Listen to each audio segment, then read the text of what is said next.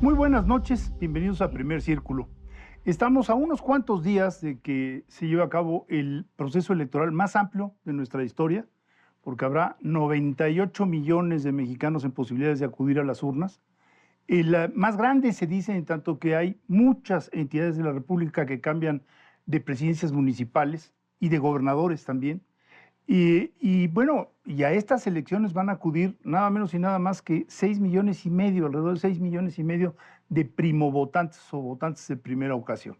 Es por ello que hemos decidido hacer un programa que tenga un carácter pedagógico, que explique qué es lo que ocurre en la jornada electoral, que a muchos de nosotros también se nos olvida, hay que decirlo, cómo va a fluir la información, cuál es la lógica de esta información, de dónde viene, qué tan segura es, qué tan confiable es, y qué ocurre en los días posteriores. Y para ello le hemos pedido a un profesor de la Facultad de Derecho muy conocido, un autor además, diría yo, muy prolífico de un género que es la historia política, pero con contenido también narrativo propio, de ficción, a un hombre que litiga, que tiene un despacho desde hace muchísimos años y que está, como dicen en algunas de las entradas de tu CV, es un abogado metido a la política, que es José Elías Romero Apis. José, qué gusto tenerte por aquí. Me da mucho gusto y muy agradecido por la invitación, querido Federico. No, no, no. A ver, comencemos. El miércoles, a partir del miércoles, se acaban las campañas y la ley electoral establece que entramos a un periodo de reflexión. Silencio, los candidatos ya no pueden salir a promoverse, los partidos ya no pueden hacer promoción. No pueden salir encuestas públicas. No pueden salir encuestas públicas y en teoría silencio para que todos reflexionemos. Suena bien, pero digamos el próximo domingo se instalarán 120 y tantas mil casillas y a esas habrán de ir acudir de manera, por compromiso ciudadano, 1,5 millones de mexicanos. Es una característica muy particular del sistema. Que van a organizar la elección. Que van a organizar. Son los que van a ser casillas. presidentes, secretarios, que han sido capacitados en los últimos meses, que tienen que remar contra la corriente porque los capacitadores aparentemente algunos han desertado por un serio problema presupuestal o por cómo se ha gastado el dinero. O sea, hasta ahora siempre habíamos visto que esto funcionaba como reloj. Como reloj. 2 casillas no se abrieron, de 120 y tantos mil, a nadie le importa. Esa es una primera duda. Yo espero que resulte mejor de lo que podría anticiparse por estas discusiones que ha habido, pero estoy seguro que en donde vota una gran mayoría de los mexicanos, las casillas van a estar en tiempo y forma. Hay que aclarar que hay unas llamadas casillas especiales, porque luego eso genera un cierto problema. Es decir, si usted no va a votar en la entidad, en el distrito, en donde le toca, en la casilla que le toca a usted, no podrá votar, digamos. No puede ir a la que está cerca de su departamento donde ahora vive, tiene que ser en la que se registró. Y si quiere participar, quiere ir a unas que se llaman casillas especiales, que en general son pocas, están congestionadas y solo se puede votar para presidente de la República. Ténganlo en mente. No, es muy importante lo que dices en el sentido de que además hay una enorme expectativa de la gente sobre las casillas, alrededor de las casillas especiales. Y la verdad es que las casillas especiales tienen pocas boletas, no son diseñadas para absorber a esa población que no se tomó el trabajo de ir y cambiar su domicilio y tener una Están diseñadas para los que están en movimiento. Para los que están en movimiento. Entonces hay que hacer el esfuerzo por acercarnos todos a nuestra urna y a nuestra casilla especial. Y después hay que decir, bueno, lo primero que escucharemos serán las encuestas de salida. Estas encuestas de salida no son oficiales, son encuestas que hacen los medios y que le preguntan a la persona que va saliendo de la casilla por quién votó. Tienen un grado de confiabilidad bueno, pero no es información oficial. Y José, recuérdanos, no se pueden hacer públicos sino hasta que cierran las casillas en el uso horario más, digamos, que va retrasado, que es el del Pacífico, ¿no? Efectivamente, el uso del Pacífico, la parte más occidental del país, que son 2 horas de diferencia con el horario nuestro del Entonces, centro. no puede haber encuestas de salida en medios públicos, ahora es muy distinto porque la ley se hizo previo a la existencia de redes sociales, van a estar circulando cosas por ahí, pero las oficiales de los medios de comunicación, de las casas encuestadoras que se dediquen a esto, no pueden hacerse pública antes de las 8 de la noche. Aunque hora de la Yucatán, Ciudad de México. perdón, la península de Yucatán, Quintana Roo, como va una hora antes, habrá terminado a las 5 de la tarde del horario del centro del país. Ahora, sí se Así pueden es. hacer encuestas de salida de las elecciones estatales. Ahí priva la regla de que cuando cierra las casillas en tu entidad, ahí ya puedes hacer Anunciarlo de tu entidad. De tu entidad. Pero nada De tu más. entidad, pero no lo nacional, Entonces, hasta que cierra la última casilla Exacto. del país. Y en las encuestas de salida, pues lo que hacen es procesan la información de los ciudadanos que están saliendo temprano en las urnas, buscan una representatividad que no puede ser por hogar, obviamente, son los que están saliendo, pero hemos tenido casos Buenas en experiencias. general buenas, salvo cuando las elecciones han estado muy reñidas, y en su entidad sí podrán saber a la hora del cierre de la misma, que son 6 de la tarde. Y después viene una segunda oleada de información, que es la que sale del conteo rápido, que esa sí es oficial, es organizada por el INE, y que tiene una muestra muy amplia de las actas de las anunciadas en las distintas casillas, y esa es bastante más confiable, pero no es la oficial. Es muy confiable, diría yo, porque aquí no estás a la expectativa de si te dijeron la verdad o no los encuestados, que es lo que está pasando, o la pregunta que nos podemos hacer respecto a las encuestas. Es una muestra gigantesca y yo no conozco ningún caso donde no le haya atinado. Aún en la del 2006, que fue tan cerrado, dieron rangos y dijeron Sí. que era más probable que ganara Calderón, porque bueno, tienes un margen de error probabilísticamente hablando. Entonces es un dato bastante duro. Y después viene finalmente el PREP, que es este programa de resultados preliminares, que es la suma y que va entrando a lo largo del día. Va entrando Entrarán una vez que primero. se cierran las casillas. Una vez que se cierran las casillas, entonces las de Yucatán entrarán primero, ¿no? Y así sucesivamente. Las zonas urbanas normalmente entran primero y después entran las rurales, las zonas rurales. Y ahora sí, José, ¿en qué momento estamos del proceso? Termina, están los resultados y... Termina, como lo han señalado ustedes espléndidamente, hasta yo lo entendí, con la jornada del domingo, con los resultados que vamos viendo en la noche del domingo, con que como bien dijo Carlos, los resultados del conteo rápido es una muestra muy grande, muy confiable, porque ya es la suma de datos reales, de datos duros. Su problema es que no es completa, pero lo parcial que tiene es real. Y ya para el miércoles se supone que debieran estar todos los resultados definitivos, la suma completa del país. Quizá aclarar cómo se hace eso. Se va a cada distrito electoral. O sea, un momento muy interesante del proceso, y tú lo conoces muy bien, José, es cuando cierras tu casilla, los responsables, es el presidente el que tiene que llevar la casilla al distrito. Además es una enorme responsabilidad. Sí, cómo no. O sea, tiene que llevar todo, el paquete, como le llaman. El paquete. Y el miércoles, en cada uno de los distritos, ¿qué sucede? Se abren los paquetes, se ven las actas, se cotejan las actas con los votos. Se verifica. Si hay una discrepancia... Que votaron en esta casilla 250 electores, hay 250 votos emitidos. De esos tantos van para acá, tantos van para allá. Que están registrados 250 y aparecieron 350 en la urna. Ah, caray, ya es un foco rojo que tienen que ver las autoridades electorales. Es decir, ¿qué sucedió? Votaron de más, metieron votos o no anotaron debidamente el acta, ¿verdad?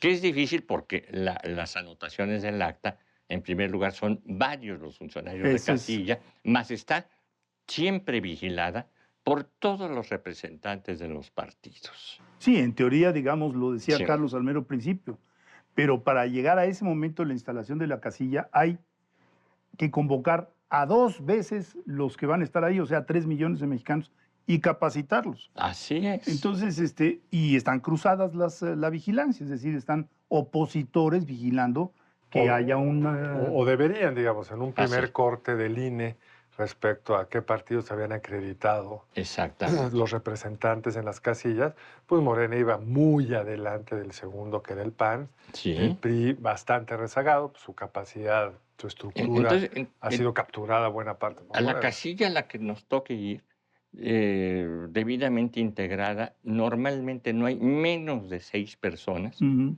que nos están viendo, que están viendo si somos el que dice la credencial, si estamos en la lista, si nos anotaron, si nos pusieron la tinta, Tinta.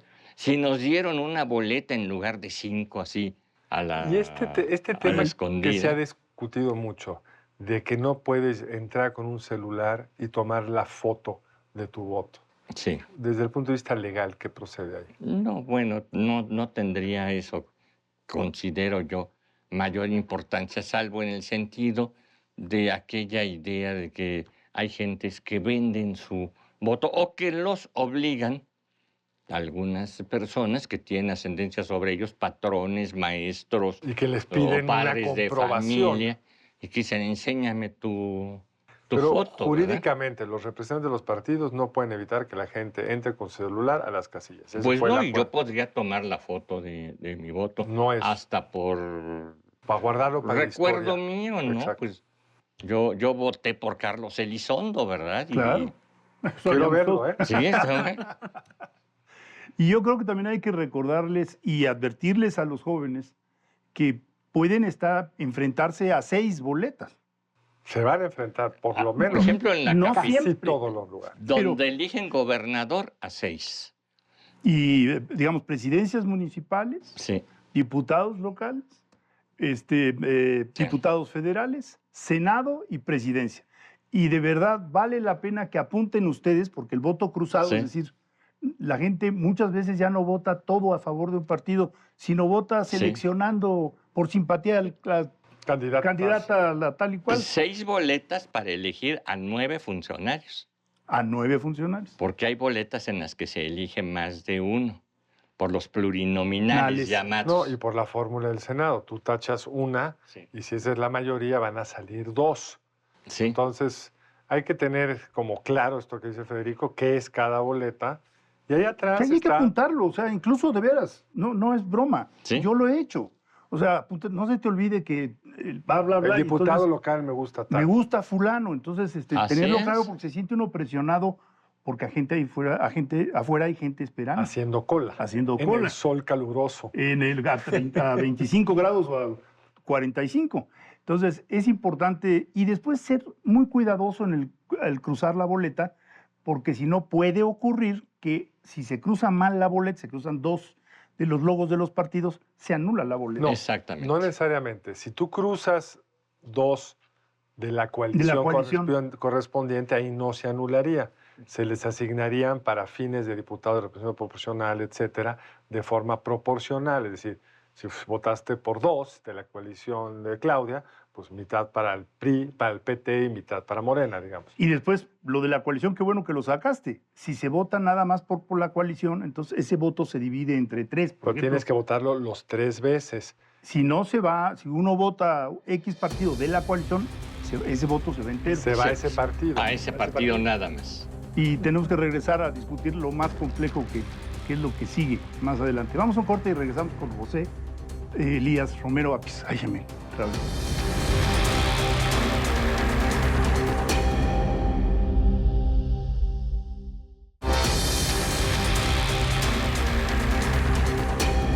Vamos ahora a entrar con José Elías Romero Apis a una parte bastante compleja, jurídicamente hablando, e importantísima.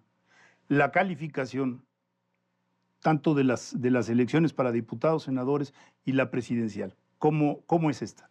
Bueno, la calificación es, digamos, el resultado, la certificación que las autoridades electorales otorgan a los candidatos, primero al proceso electoral, y le dan la constancia, o le califican la constancia, a los candidatos ganadores. Esto lo hace, en algunos casos, en la mayoría de los casos, el propio Instituto Nacional Electoral, pero en algunos casos la ley dispone que sea el Tribunal Electoral, Y uno de esos casos es el de presidente de la República, que una vez que si hubo alegatos o diferéndums o juicios quedan resueltos, o bien si no hubo nada y hubo concesión de Consenso. los perdedores, reconocimiento de su derrota, el tribunal extiende su llamada constancia de mayoría y declaratoria de triunfo al candidato, la candidata triunfadora. La que el INE determinó ganó, pero el tribunal tiene que validar. El tribunal tiene que validar porque pudiera suceder que hubo Una pleitos impugnación. Sí. y que el tribunal tuvo que resolver esos pleitos y una vez resueltos dijo, pues ganó fulana o ganó sutana. Sí, como lo vimos en el 2006, que ahí es muy gráfico. Sí, o bien que diga el tribunal, aquí no hubo ningún pleito, nadie alegó nada, pues certifico que nadie alegó nada y por lo tanto los números que me mandaron son los correctos. Ahora, hay un problema hoy en ese tribunal por una decisión política en el Senado de la República, a pesar de que la Suprema Corte los conminó a completar un proceso para que estuviera completa el número de magistrados que requiere el tribunal. Así es. Solo tenemos 5. Exacto. Y la ley es muy clara que se tiene que calificar por lo menos con 6. Así es. Pues explícanos esa cosa. Bueno, ¿Cómo se va a resolver? Porque no hay. Esta sala superior, que es la única autoridad que existe para otorgar la calificación y hacer la declaratoria de presidente de la República, no está completa. En lugar de tener los 6 necesarios mínimos. Son 7 en total. En total son son 7, 7, pero con 6 basta. Exige la ley 6 para hacer esta declaratoria, pero ahorita tiene designados nada más 5. Los tiene que designar el Senado. El Senado no lo ha hecho en año y medio, 2 años. Y ahorita ya incluso no está en sesiones el Senado. Es posible que lleguemos al momento en que tenga que hacer esta declaratoria, que es a más tardar en la primera semana del mes de septiembre. Y si no lo hace, vamos a llegar al 1 de octubre, fecha de relevo presidencial, sin presidenta electa. Es decir, México no va a tener presidente. El día 30 de septiembre termina su mandato el actual presidente y comenzamos el día sin presidenta y tendrán que recurrirse a los sistemas constitucionales de presidentes alternos. Acabas de publicar sobre eso un artículo muy claro. Un artículo con base en una plática y en unas ideas que me comentaba y que ampliamos con un extraordinario constitucionalista y amigo mío, Ricardo Sodi, y que veíamos que en esos momentos tendríamos que recurrir a las medidas constitucionales de suplencia, que serían primero un presidente provisional por unos días, que es el líder del Senado, el presidente del Senado, para que el Congreso designe a un presidente Se convoca interino que duraría el tiempo necesario para celebrar nuevas elecciones, que tienen que ser entre 7 y 9 meses de diferencia, celebrar nuevas elecciones, nuevas campañas. Pero abogado, estamos en una situación de alto riesgo cuando pues, la candidata oficial va arriba, Morena tiene una mayoría amplia en el Senado, hubiera podido resolver esto el día que le hubiera dado la gana. ¿No hay una salida a este hoyo? Las únicas salidas que hubiera ahorita serían 2 de tipo legislativo y 2 o 3 de tipo jurisdiccional. Las puedo comentar sin meterme en cosas complejas porque son de ingeniería jurídico-constitucional. Las 2 legislativas son que la actual legislatura convoque a un periodo extraordinario que puede ser de 4 horas. Sí. Porque además ya hay candidatos, ya la Suprema, ya el Poder Judicial ya mandó las ternas. Y designen al 6º magistrado, solucionado. Segundo, que comenzando la nueva legislatura, el 1 de septiembre, entonces ella haga esto que estamos comentando, esta nueva legislatura. Ya en un periodo ordinario. Y para el día 6, que es el día límite de la calificación, pudiera estar el 6º magistrado.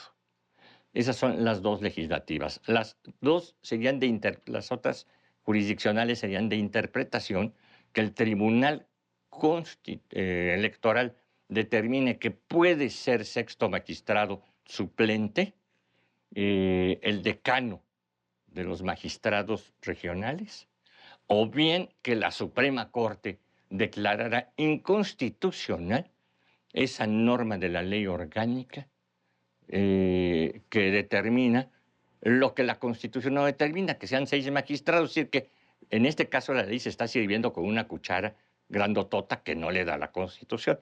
Tiene O sea, su... la Suprema Corte puede decir no se necesitan 6. Es Sí, un con quórum, los 5 que es están un quórum adelante. demasiado alto. Sí. Es lo que Y podrían no, decir. y no lo exige la Constitución, porque lo exige una ley. Me lo explicabas que es una ley hecha en esta lógica de mucho miedo a que vaya a haber alguien que abuse. Entonces hicieron un quórum mucho más alto, es un quórum del 90% que Pues están sí, solicitando, prácticamente. y no de los presentes, sino de los totales. Así es. Entonces eso es, digamos, muy estricto. Muy estricto. Pero me explicabas antes de entrar que en esta primera solución de jurisprudencia del propio tribunal, pueden elegir, y quizás es lo que va a suceder, al magistrado decano de los circuitos regionales. Al magistrado decano, que no presentaría ni siquiera el alegato de a quién quieren unos y a quién quieren otros. Lo marca la ley. Y lo marca la ley para casos de sustitución, Sí. que no es donde estamos. Si falta alguien, así se resuelve. O sea, si de los que están nombrados falta alguien, así se resuelven, y es por analogía que podría el tribunal resolver el no nombrado por el Senado. Pero tiene que ser el propio tribunal. Y lo que llama la atención es que no se haya hecho esto.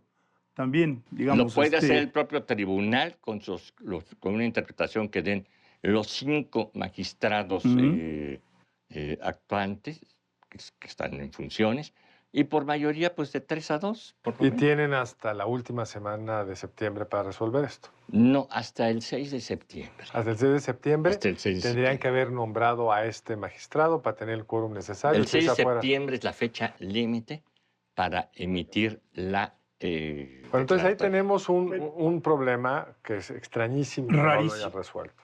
Rarísimo, y como lo decías, no tiene lógica alguna, porque pensando perversamente, no, es que la oposición está bloqueando porque sabe que va abajo.